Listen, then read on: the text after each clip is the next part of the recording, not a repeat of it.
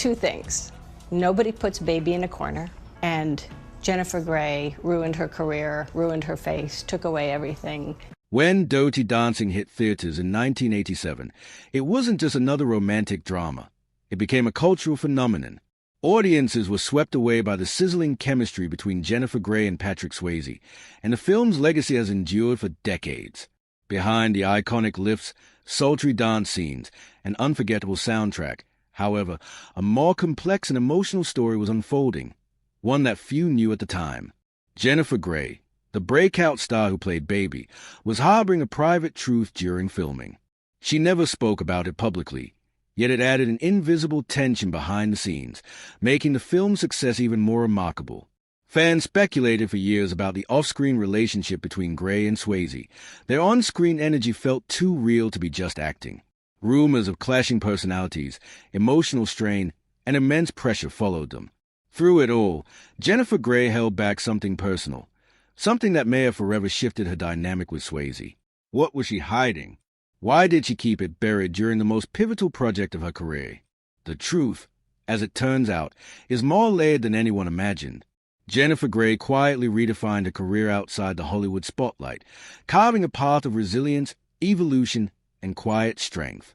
Born on March 26, 1960, in New York City, she was raised in a family deeply rooted in the arts. Her father, Joel Grey, was an acclaimed actor and Academy Award winner, while her mother, Jo Wilder, was a former actress and singer. With that kind of artistic legacy, it seemed inevitable that Jennifer would find her way to the stage. Yet, her path was far from easy or traditional. After graduating from Manhattan's Dalton School, she trained at the neighborhood playhouse, building a solid foundation in acting. In the early 1980s, she slowly earned her way into film through commercials and small roles, gaining traction in a fiercely competitive industry. Her role as Jeannie Bueller in Ferris Bueller's Day Off, 1986, helped her stand out with audiences, but it was Dirty Dancing the following year that truly launched her into stardom. As Frances Baby Houseman, she embodied youthful courage, vulnerability, and self-discovery. Her performance wasn't just about dance moves or chemistry with Swayze. It captured the emotional journey of a girl finding her voice. That raw authenticity connected with generations of viewers and made Dirty Dancing a timeless favorite. Jennifer Grey became a household name, yet she remained an unusually reluctant star. She focused on the wake, not the fame, and carried herself with humility and quiet determination. After Dirty Dancing, her career took a slower, more reflective turn. Though none of her later roles matched the success of Baby Houseman, Jennifer continued working consistently in film and television. She appeared in projects like Bloodhounds of Broadway, Wind, and a variety of TV roles throughout the 1990s and 2000s. She also did voice work and accepted smaller parts that allowed her to stretch her range and adapt to different genres. Fame might have dimmed, but her passion for acting remained strong. Jennifer never relied on celebrity status alone. Her craft, marked by depth and emotional authenticity, spoke for itself. In interviews, she often shared how her priorities had changed. It was never just about being a star. It was about doing meaningful work, building a full life, and navigating the turbulent waters of demanding industry. One of the most publicly scrutinized and deeply personal chapters of her career came in the early 1990s, when she underwent rhinoplasty. What followed was an unexpected and painful shift in her public image and professional opportunities. In an era where cosmetic surgery was becoming common, especially for women in Hollywood, Jennifer's decision was met with harsh judgment. What made it especially controversial? What made Jennifer Grey's decision to undergo rhinoplasty so impactful wasn't simply the surgery itself, but a profound shift in how she was perceived by both casting directors and fans. In later interviews, Grey openly admitted that the nose job left her unrecognizable, even to her closest friends. While she retained her talent, grace, and work ethic, the change drastically affected her career. She famously said, "I went into the operating room a celebrity and came out anonymous," a quote that became a cautionary tale about the pressures on women in Hollywood to conform to narrow beauty standards. Her story underscored how tightly identity and recognition are often tied to physical appearance. Another deeply painful and life-altering event occurred just before Dirty Dancing's release in 1987. While vacationing in Ireland with then-boyfriend Matthew Broderick, her co-star from Ferris Bueller's Day Off, The two were involved in a tragic car accident that resulted in the deaths of 2 people in another vehicle. Though Gray was physically unharmed, the emotional trauma haunted her. She experienced severe survivor's guilt, and despite Dirty Dancing becoming a career-defining success, she struggled to embrace it fully. The juxtaposition of personal tragedy and professional triumph left her emotionally conflicted and led to a retreat from the public eye. In interviews, she later admitted that she felt as though she didn't have the right to celebrate when others had lost their lives. Beyond emotional trauma, Gray also battled an evolving entertainment industry that often sidelines women as they age or alter their appearance. While the industry often preaches reinvention, it paradoxically punishes those who visibly change. Though many hoped Gray would continue as a leading lady, the roles began to dry up by the early 1990s, not solely because of her appearance, but due to a broader systemic issue in Hollywood, a lack of nuanced roles for women who don't fit a narrow mold of youth and conventional beauty. Gray's career arc reflects a larger conversation around ageism, appearance-based discrimination, and the double standards that continue to shape women's trajectories in entertainment. Her personal journey became emblematic of struggles many other actresses silently endure. Less visible, but equally impactful, was Gray's battle with chronic pain following the 1987 car accident. She lived with lingering injuries for years, many of which went undiagnosed until 2010 when she joined Dancing with the Stars. A full medical evaluation revealed severe damage to her spine and a neck compression that could have eventually led to paralysis. She underwent corrective surgery just before the show and went on not only to compete but to win. What audiences saw on stage was glamorous and graceful, but behind the scenes, it was a battle of physical endurance and mental resilience. Her victory was not just a public comeback. It was a deeply personal triumph over long-held pain and adversity. Jennifer Grey also faced the burden of typecasting. Though Dirty Dancing made her a global icon, it became a double-edged sword. She found herself boxed into a narrow category, where producers and audiences could only see baby and struggled to accept her in other roles. This is a challenge many actors face, being so closely associated with one character that it limits future opportunities. For Grey, the challenge was magnified by her changed appearance and the shifting priorities of Hollywood, making the fight for continued relevance even steeper.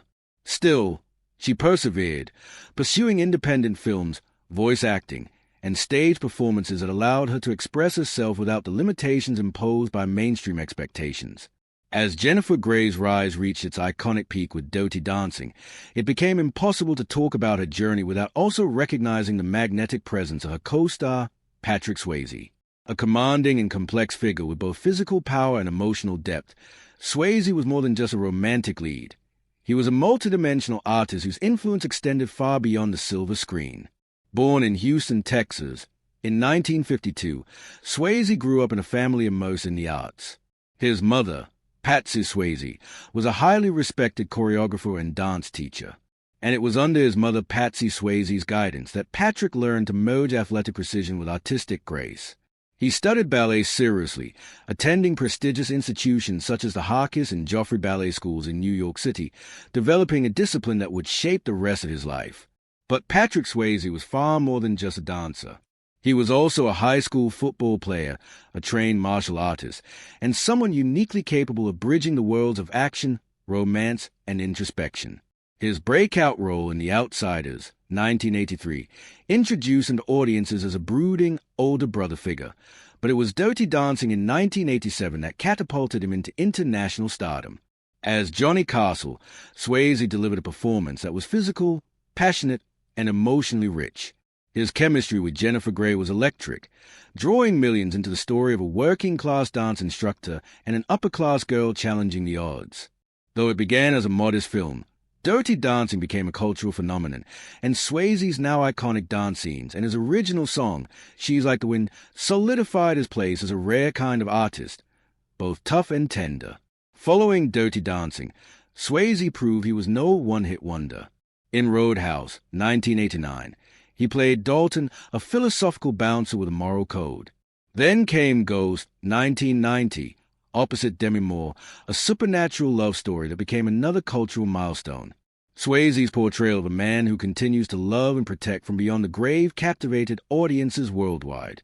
The now legendary pottery scene set to Unchained Melody became one of cinema's most iconic moments, showcasing Swayze's ability to bring both strength and vulnerability to his roles.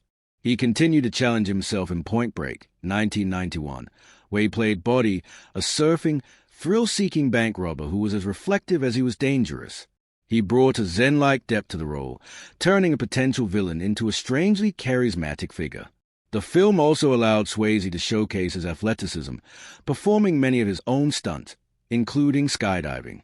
In City of Joy, 1992, he stepped into a deeply dramatic role as a disillusioned American surgeon in India, further proving his commitment to emotionally layered storytelling, even if it meant stepping away from a commercial spotlight. Yet behind this impressive portfolio lay a man shaped by both childhood trauma and relentless professional pressure. Patrick's relationship with his mother, though pivotal to his development, was marked by emotional pain. His wife, Lisa Nemi, later revealed that Patsy Swayze had been physically abusive during his childhood. Though she helped mold his artistic path, the harsh discipline inflicted deep psychological scars. It wasn't until his father intervened on Patrick's 18th birthday that the abuse reportedly ended, but the emotional damage lingered. This early trauma likely fed into Patrick's lifelong struggle with vulnerability and identity. While the world saw him as a masculine heartthrob and graceful dancer, he yearned to be recognized as a serious artist. The tension between public perception and personal aspiration often left him feeling unseen despite his widespread fame. That internal conflict was further strained by the physical demands of his career. Known for pushing himself to the edge, dancing through injuries and performing dangerous stunts, Patrick's drive came with a steep personal cost. During difficult periods, particularly after Lisa suffered a miscarriage, Swayze turned to alcohol to cope with his grief and emotional turmoil. His drinking intensified during the filming of Fatherhood, and although he sought help through rehab and experienced stretches of sobriety, the struggle was ongoing. By the mid to late 1990s, his career momentum began to wane. Hollywood was changing, and while Swayze still had immense talent, he found it increasingly difficult to land roles that matched the critical and commercial success of his earlier work. There were whispers in the industry that his career was declining, not due to a lack of skill, but because the system had shifted and no longer knew how to play someone like him, a complex, soulful man who didn't fit neatly into the conventional molds of stardom. Yet despite professional and personal challenges, Patrick Swayze continued to fight, with grace, grit, and a heart that never stopped seeking purpose, love, and truth. Perhaps it wasn't a lack of talent that slowed Patrick Swayze's career in the later years, but rather the weight of personal challenges and the immense pressure to live up to the heights of his earlier successes. These internal battles may have quietly eroded his confidence and well-being. Central to this story is a complex relationship between Jennifer Grey and Patrick Swayze, a dynamic that holds a unique place in Hollywood history. When they starred together in Dirty Dancing, 1987, they became instant icons. The film's success wasn't just about choreography or a memorable soundtrack. It was a chemistry between Grey and Swayze that made it a cultural phenomenon. However, behind the scenes, their relationship was far more nuanced than the romantic magic audiences witnessed on screen. Grey and Swayze each brought distinct personalities to the set. She played the shy and thoughtful Francis Baby Houseman, while he embodied the rebellious, passionate Johnny Castle. While their connection on screen seemed effortless, those involved in production have revealed that their dynamic off-screen was anything but smooth at first. The pair had a rocky start, often clashing during filming. Swayze, known for his perfectionism and intensity, could be a demanding presence. Grey later admitted in interviews that he wasn't particularly warm toward her in the beginning, which made an already grueling and physically demanding shoot even harder for her emotionally. Despite those early difficulties, the tension eventually gave way to a professional and unexpectedly personal bond. In her memoir, Grey shared how Swayze's strong personality frequently pushed her to go further as a performer. He challenged her, not to be cruel, but because he demanded excellence from himself and those around him. While at the time she found it frustrating and emotionally exhausting, she later acknowledged that his high standards brought out the best in her. Swayze's relentless dedication to his craft often translated into a serious intensity on set, and while it sometimes strained their rapport, it also forged a deeper respect between them. Swayze, too, was dealing with his own internal battles, many rooted in childhood trauma and the pressures of his image in Hollywood. He was deeply devoted to his work and often held strong opinions about how things should be done, which sometimes made him a difficult collaborator. But despite those differences, both actors were professionals who set aside personal tension for the good of the film. Over time, they developed a working relationship built on mutual respect. It may not have been the carefree, warm friendship fans imagined, but it was real and layered. What makes their connection even more compelling is how it extended beyond the film. After Dirty Dancing became a global sensation, both Gray and Swayze had to grapple with the sudden and overwhelming fame that followed. The film didn't just elevate their careers, it defined them. For Gray, the success came with a downside.